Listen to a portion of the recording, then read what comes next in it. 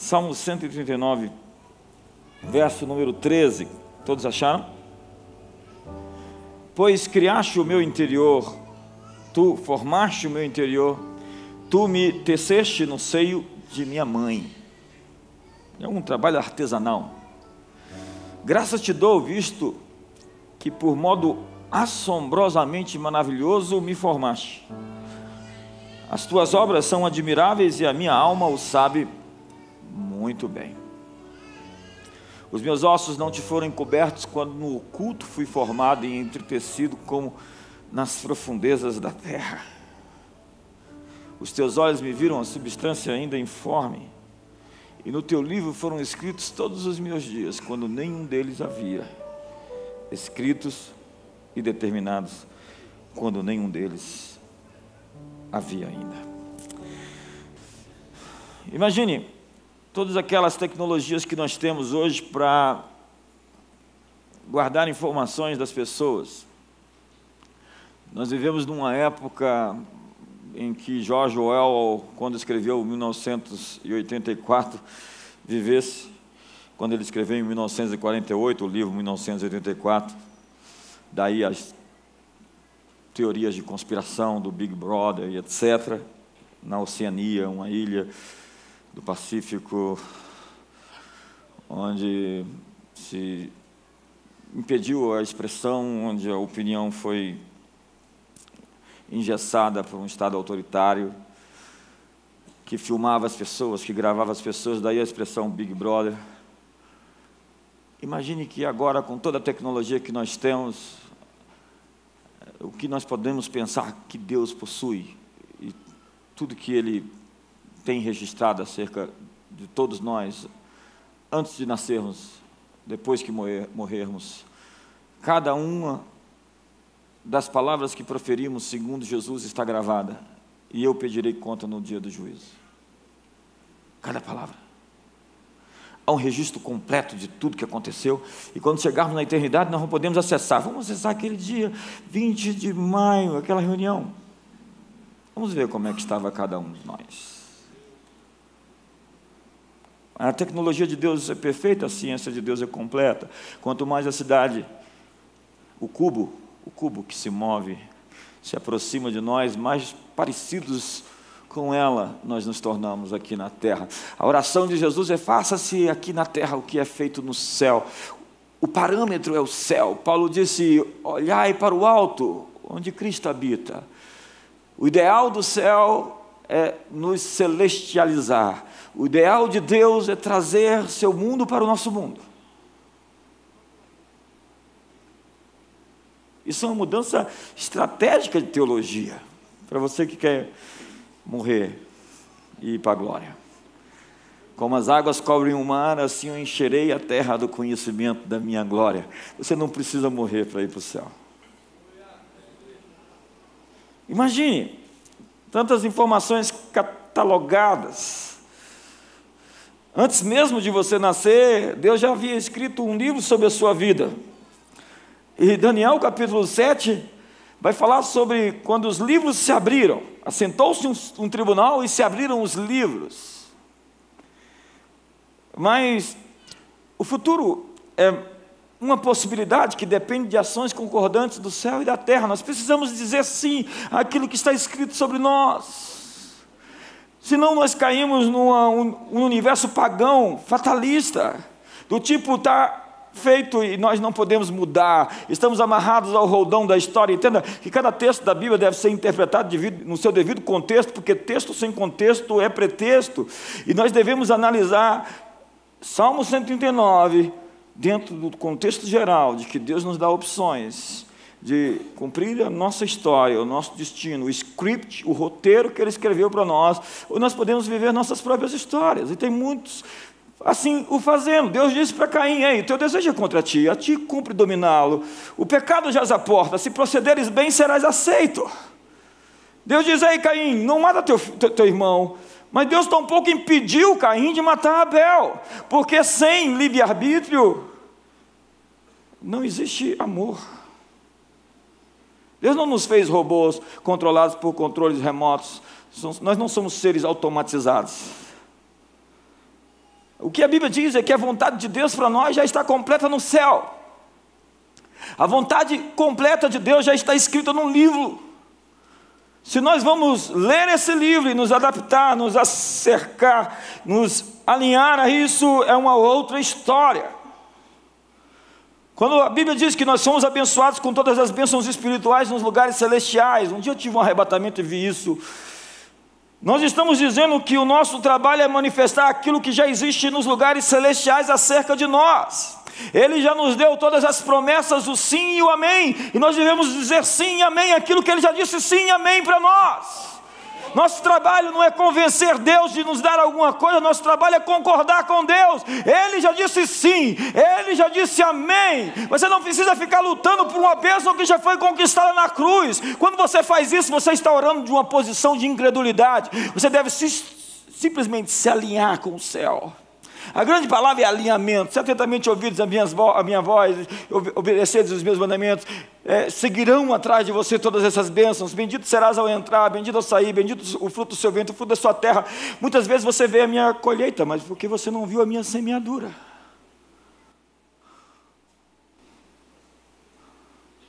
O milagre sempre acontece no caminho da obediência. Ele diz, a ordem simples sendo ditas por Jesus: vai lá, lava-te no tanque do Siloé. O que tanque do Siloé tem a ver com minha cura? O profeta diz, ei, vai lá e te lava 7 vezes no Rio Jordão. O que Rio Jordão tem a ver com a minha lepra? Ei, pega essas talhas de água da religião e enche de água e traga até a mim. No caminho em que aquelas talhas foram trazidas cheias de água para Jesus, elas se transformaram em vinho, porque é no caminho que o milagre acontece. Quando Jesus mandou os leprosos para se apresentar aos sacerdotes, eles ainda estavam leprosos, mas no caminho, enquanto eles estavam andando, eles foram limpos, porque o milagre acontece no caminho da obediência.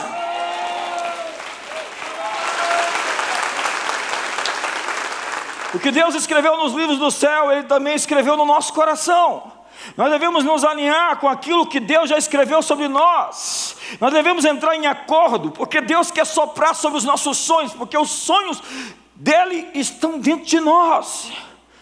Ele opera em nós o querer e o realizar a sua boa vontade. Há grandes coisas que estão forçando passagem dentro de nós para acontecer, que o nosso Pai plantou dentro de nós.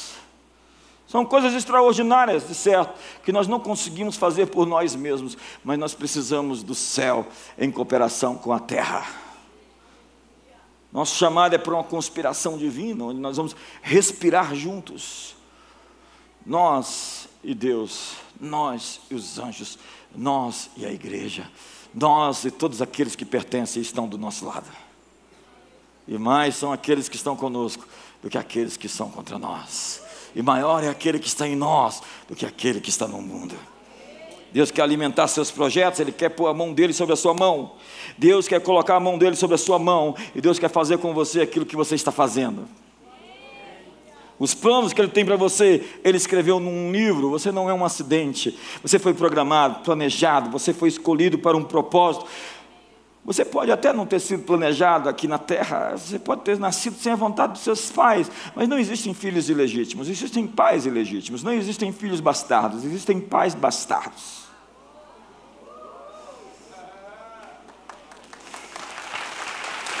Deus ordenou o seu nascimento, Ele escolheu você para vir a esse mundo, nessa geração e nesse país. Alguns não nesse país, existem pessoas de outros países aqui.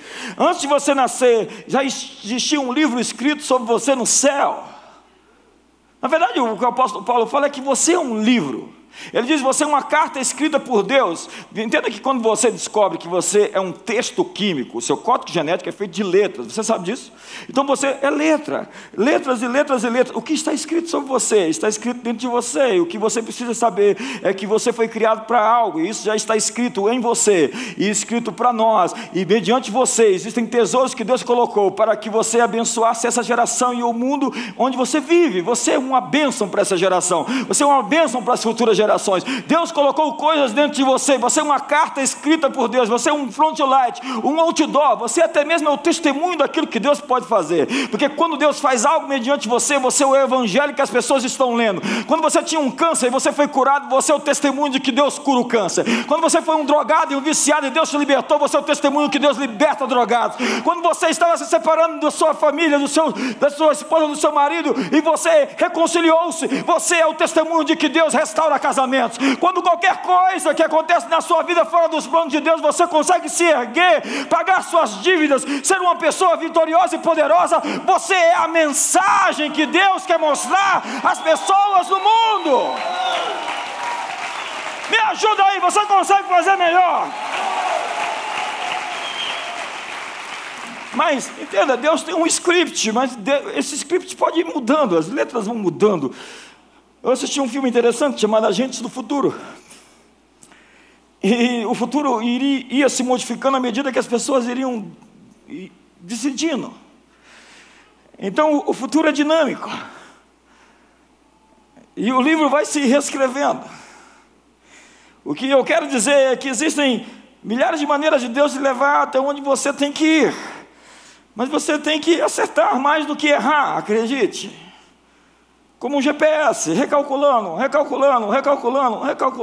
Você nunca chega ao seu destino se você começa a recalcular todo o tempo. E o pior é que é a voz de uma mulher mandando em você todo o tempo.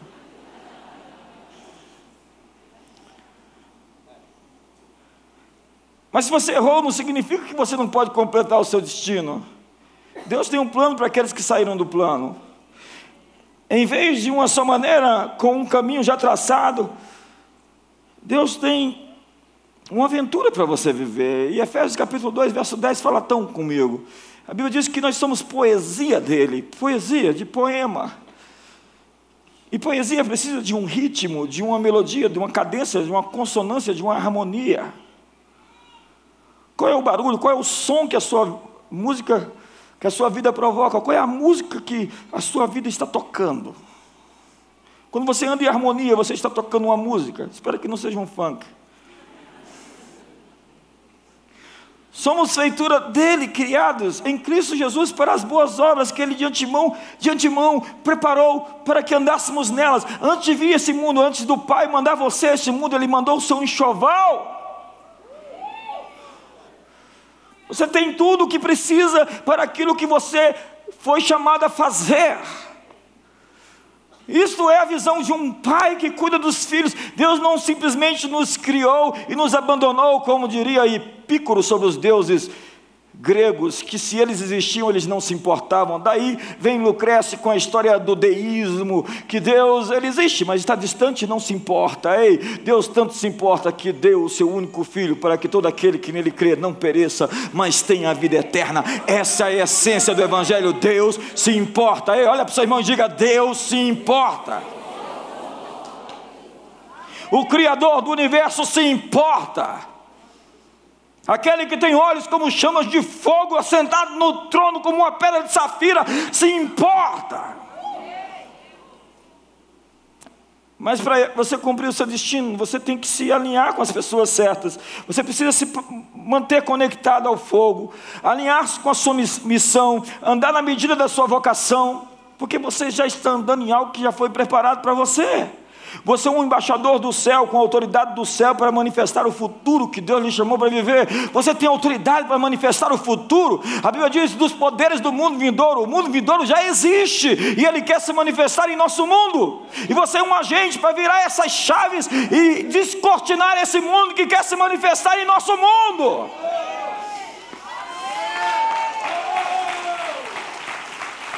Será que tem alguém que pegou essa palavra hoje? Alguns têm chaves para virar aqui e trazer o céu para a terra. Nós somos parte de uma conspiração de trazer o céu para a terra. Portanto, mantenha os seus olhos no futuro e seja obediente a pequenas coisas. Diga para o seu irmão: seja obediente a pequenas coisas. Você é uma carta viva. Pregar o Evangelho é ser uma testemunha. Testemunhas falam daquilo que viram e ouviram. Pregar o Evangelho não é encher as pessoas de teologia, mas dar testemunho do que Deus tem feito por mim e através de mim. Porque as pessoas não sabem realmente quem Deus é, até que elas vejam Ele revelado na vida dos cristãos.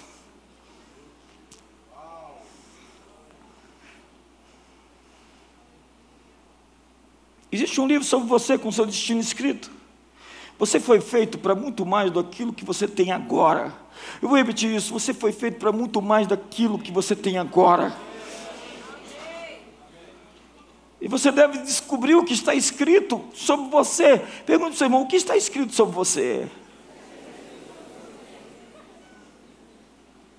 A palavra profética serve para lembrar você aquilo que está escrito sobre você. Quando você recebe uma palavra genuinamente profética, é alguém que conseguiu pegar uma frase ou uma oração acerca daquilo que Deus escreveu sobre sua vida. Então você pega aquela palavra profética, você escreve e fala, nossa, é isso pelo qual eu vou lutar, é isso que eu vou ativar na minha vida. Você tem que entrar em concordância com aquilo que Deus falou, porque palavras proféticas precisam de acordo.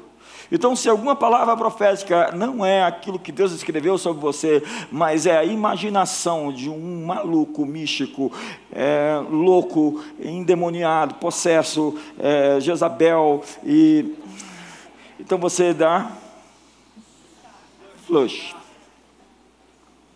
Ela precisa de acordo, então você não entra de acordo com as palavras proféticas que não são aquilo que Deus deseja ou escreveu acerca de você. Como é que você sabe? Você sabe.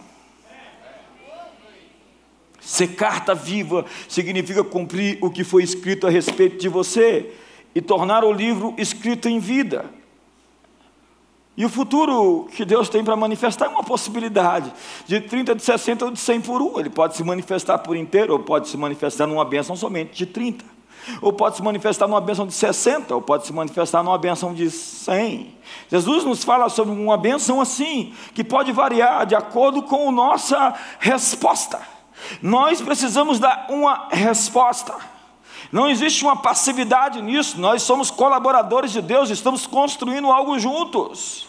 Deus podia ter feito sozinho, podia, mas Ele não queria simplesmente pessoas preguiçosas. Ele queria alguém que pudesse trabalhar com Ele na missão que Ele tem para o universo, e nos chamou para fazer parte dessa grande obra que é trazer os céus para a terra. Você não pode amar se você não pode decidir. O amor permite decidir. As pessoas podem fazer escolhas. Essa grande coragem de Deus de fazer filhos, de gerar filhos que podem decidir. Você tem filhos e seus filhos vão fazer escolhas. A grande coisa da liderança é liderar pessoas livres. Porque não é amor se você não pode decidir. Deus poderia controlar todas essas coisas, mas o custo seria o seu livre-arbítrio. Deus não vai controlar tudo, mas Ele vai consertando para que cada coisa coopere para o bem daqueles que o amam. Então Ele conserta as coisas à medida que você estraga. Olha para o seu irmão assim e fala, para de estragar as coisas. Se quiserdes e me ouvirdes, comereis o melhor dessa terra. Tem marido que não tem coragem de falar isso para a esposa. Sentiu um temor ali do irmão, olhou para a irmã e falou assim, não, por favor. A obediência é o alinhamento para estar no timing. Timing é o tempo certo, sem ansiedade, sem se antecipar, nem ficar atrasado, no lugar certo, com as pessoas certas, quando as oportunidades surgem. É ser mais do que um contador de histórias, é um fazedor de histórias. Geazi, que era o sujeito da sucessão profética, que deveria suceder Eliseu, se tornou um contador de histórias leproso, quando deveria ser um fazedor da história, um fazedor de história. Se você deseja boa, agradável e perfeita vontade de Deus, você precisa de alinhamento apropriado. Quando você se alinha, você tem autoridade no céu, autoridade na terra para manifestar os poderes do mundo vindouro. Uma tradição judaica diz que um dia nós poderemos ver o filme da nossa vida, da nossa história, como a vida poderia ter sido. Um dia. Se as escolhas certas tivessem sido feitas, as oportunidades aproveitadas, o potencial realizado, as possibilidades maximizadas.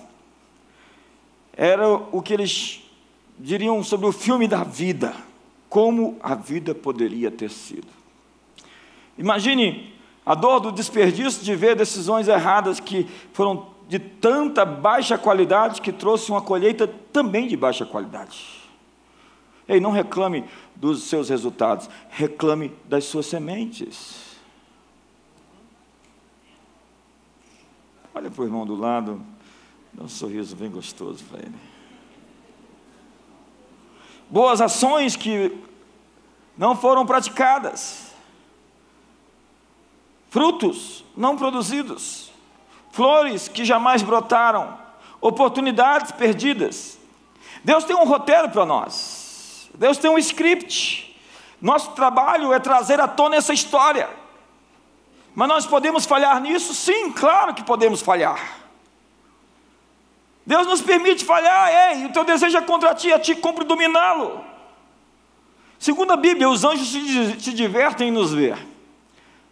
Foi Pedro que disse que eles prescutam, anelam as coisas sobre o Evangelho. Eles ficam falando, o que está acontecendo? Eles não sabem o que é queda, então eles pensam, o que é redenção? Por que o Senhor dos mundos, o Criador dos quasares, das supernovas, dos buracos negros, o Criador do universo inteiro foi morrer naquele planetinha chamado Terra em uma cruz? Os anjos ficam assim. E a Bíblia diz que nós estamos dando um show de sabedoria celestial aos principados e potestades nos lugares celestiais. Diz Efésios capítulo 3, verso 9 e 10. Diz 1 Coríntios capítulo 5, verso 9, que nós fomos postos por um espetáculo, tanto a homens como a anjos. Eu tive uma visão desse texto. É como se nós todos, no planeta Terra, estivéssemos dentro de um grande estádio e os seres do universo estivessem nos assistindo no campo. Eles estão nos estádios na arquibancada e o campo do planeta Terra sendo visto por todos os seres. Como diz Hebreus capítulo 12, que nós estamos cercados por uma grande nuvem de testemunhas. Portanto, corramos a carreira que nos está proposta, olhando para o autor e consumador da nossa fé. Truman não é o show, existe um Big Brother maior, o universo inteiro está nos vendo, os anjos estão olhando para nós e perguntando, o que eles vão fazer agora? Acredite, você está tomando banho e os anjos estão vendo você.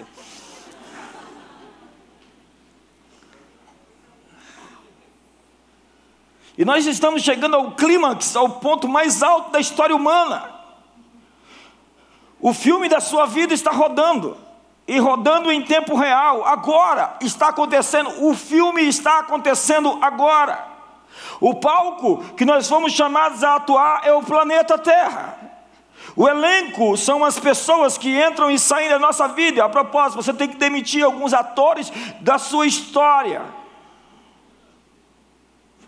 Demitido. Contratado. Você é o protagonista. O roteiro, você pode escolher o seu ou aquilo que está escrito no céu. O gênero do filme pode ser um suspense. Aquele tipo perdeu o fôlego. O tipo de filme também pode ser um iraniano, daqueles de 3 horas e meia, preto e branco, dublado em sueco. Será que o gênero dos filmes da sua história é uma aventura? Na vida não existe investimento de alto rendimento sem altos riscos. Tudo que vale a pena na vida custa caro.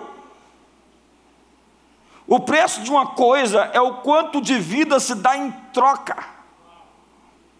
Quem sabe você não está arriscando bastante. O objetivo da vida não é ter calma. Se o seu principal objetivo for conforto e comodidade, então você vai morrer de tédio. Quantos aqui acreditam em vida antes da morte?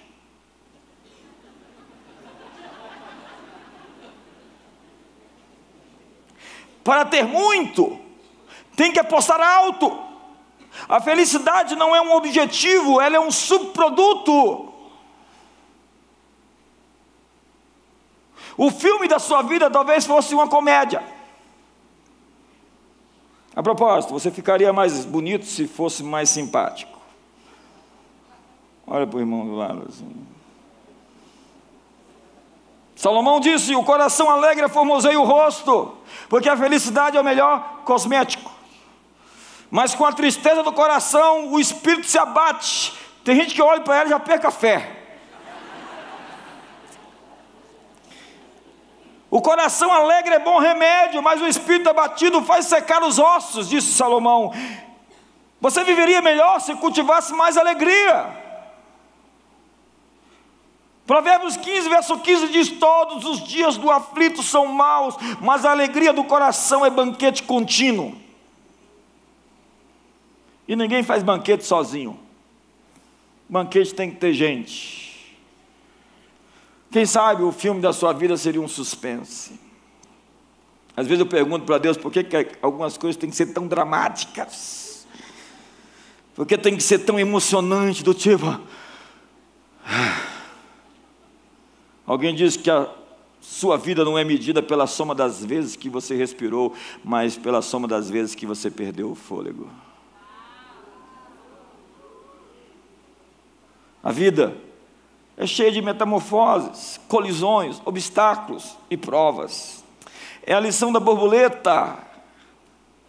É preciso ter tanta vontade de voar para desistir de ser lagarta.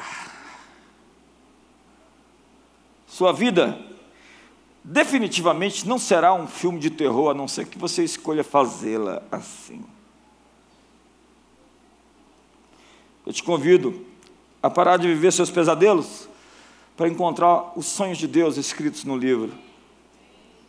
Porque o que Deus escreveu sobre nós, o nosso filme, é um romance, é uma história de amor entre Deus e os seus filhos, entre Cristo e a sua noiva. Mas nesse filme, não pode haver maquiagem. Tem que ser na cara limpa. Não tem jogo de imagem, pirotecnias, efeitos especiais. O que você está vivendo agora não é uma simulação. A vida está acontecendo em tempo real. Não estamos aqui fazendo turismo ou a passeio. Depois que o filme estiver terminado, você será chamado a assisti-lo. As ações que praticamos, o rumo que damos à nossa vida, a felicidade ou a infelicidade que nós produzimos, nossas virtudes ou falhas, cada ato praticado, grande ou pequeno, boas ações e más ações, as cenas realizadas à luz do dia ou na escuridão serão mostradas. Como disse o apóstolo Paulo, que segundo o meu evangelho, Deus naquele dia vai julgar o segredo dos corações dos homens. Porque tudo aquilo que está oculto será revelado. Nesse filme não há cortes, a não ser aqueles que têm uma marca do sangue do Calvário, em todos aqueles pecados que foram devidamente levados até a cruz. Você pode viver uma versão de longa-metragem ou de um curta-metragem. Não existem dublês. Se algumas cenas não saíram bem, você vai ter que repeti-las. Algumas vezes você vai precisar demitir alguns atores do elenco do filme da sua vida. Nós estamos rodando o filme. E essa é a sua maior obra de arte. Sua recompensa é no que você se transforma no fim da vida. Seu legado são pessoas e não coisas. Sua próxima cena está sendo filmada. Seu roteiro, você vai escolher. Portanto, senhoras e senhores, luz, câmera, ação.